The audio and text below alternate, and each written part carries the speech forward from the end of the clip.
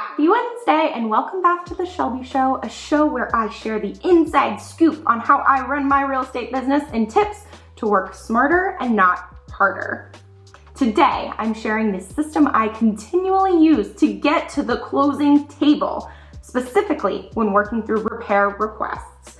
By the end of today's video, you will have the 5-step framework to navigate your next series of inspections, appraisals, and unrealistic client expectations. Subscribe if you are pumped and hit it.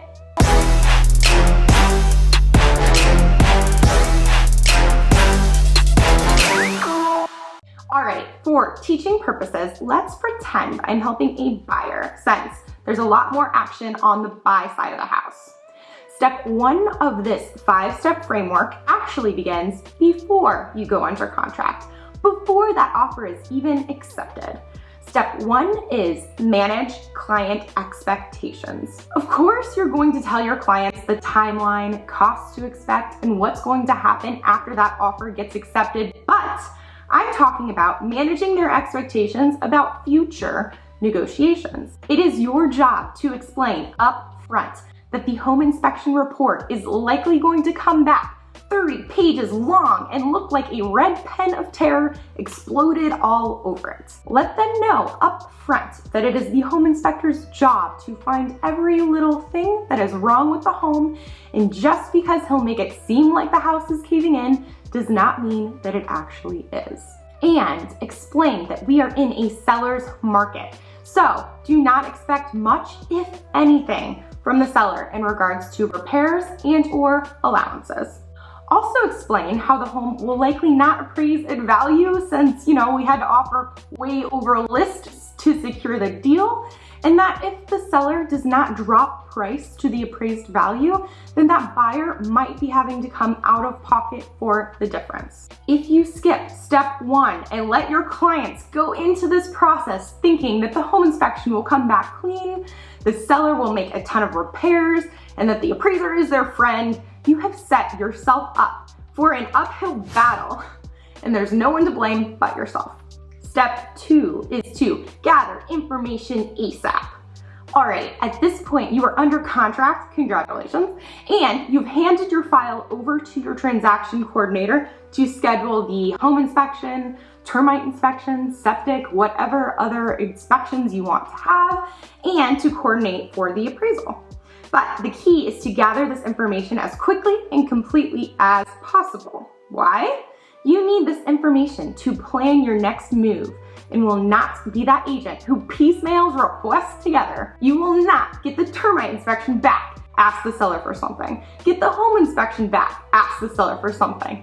No. Also, if you are on the listing side of the house, do not allow for this poor behavior. I literally have a draft email ready to combat this when it happens. The buyer agent submits a half-assed repair request and I go, received, thank you. We will not be giving a response on the requested items until all inspections have been completed and the results of the appraisal are back, both value and required repairs. You won't be dragging us around. If this video is helping you already, go ahead and hit the like button. Step 3 is research. Okay, so you've got the results of your inspections back in record time. Likely still waiting on the appraisal because that shit takes forever, but nothing you can do about that except have your TC check in with them every single day. It is time to review the inspection results by yourself. Do not get on the phone with your clients until you have done your research. Do not get on the phone and read through the inspection report for the first time together. Look at the inspection and try to figure out what's going on because let's be real, we have no idea what we're actually looking at. But as a general rule of thumb in a seller's market, do not even consider cosmetic repairs. Get out of here with that shit. Look for true safety concerns. I'm talking big ticket items like your roof, your HVAC, your crawl space, structural leaks, or other items that will cause further deterioration. Also look for projected lender required repairs. If you don't know what I'm talking about, again, this step is called research. Pick up the phone and call the experts, inspectors, contractors, experienced agent buddies.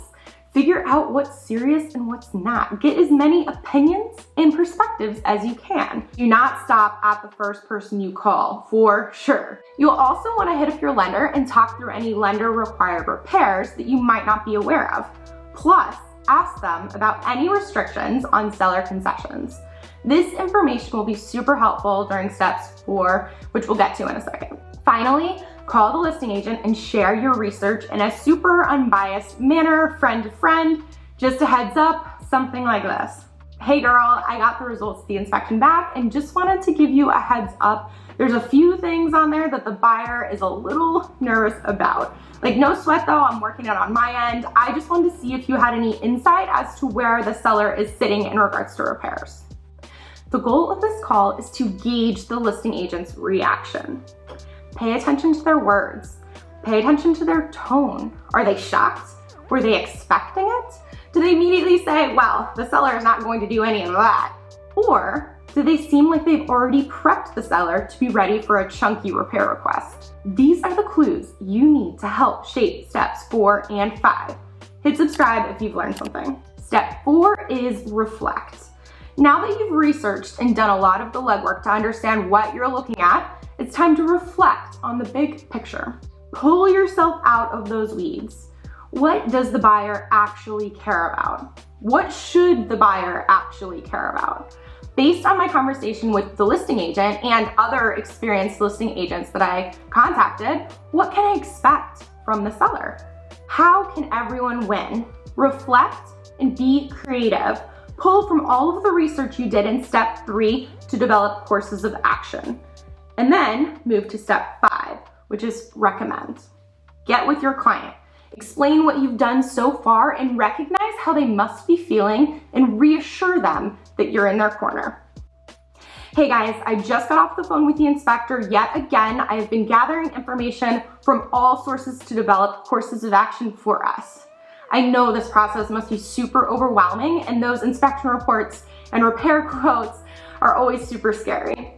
But no, you are not alone. I freaking got you. Then move into your recommendations, the courses of action that you worked hard to develop.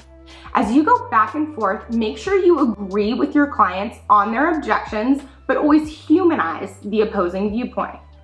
I totally see where you're coming from, and I absolutely agree. Like, I'd want the home painted as well. But is it possible to see it from the seller's perspective? Like, for instance, if you had just painted your home to get it ready for the market and the buyer requested a slew of repairs along with a $5,000 just for a cosmetic preference of paint job, is that something that you would want to consider? It is very important to humanize. The moment that you allow the seller to become some greedy monster in the eyes of your buyer, getting to the closing table will be that much harder. All right, you keep going back and forth until by the end of this step, you have solidified a request to present to the seller. Make sure to manage expectations yet again, that the seller might not agree to the request, but you will go to freaking bat for it. Then call up the listing agent that you've already spoken to and get rolling using your best interpersonal skills yet again. You got this. 2 bonus notes for you. The first is that you set the tone. If you freak out, your buyers will freak out. If you stay calm, your buyers will freak out less. If you are pumped, they're pumped. Understand your impact to the core. The second bonus tip is your primary job as a real estate agent is to provide solutions. Do not drop information on your client's lap and tell them to let you know how they want to proceed. If you do this and let them go off to their own imagination, I promise you, you will not like their ideas and getting to the closing table will be damn near impossible. You do the legwork, you figure out what to do, and you provide solutions. There you have it. The 5 steps to repair request negotiating plus 2 bonus notes for maximum fun.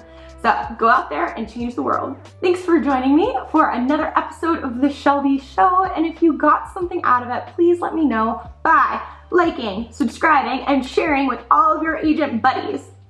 See you next week. All right, I'm done again. Maybe, hopefully.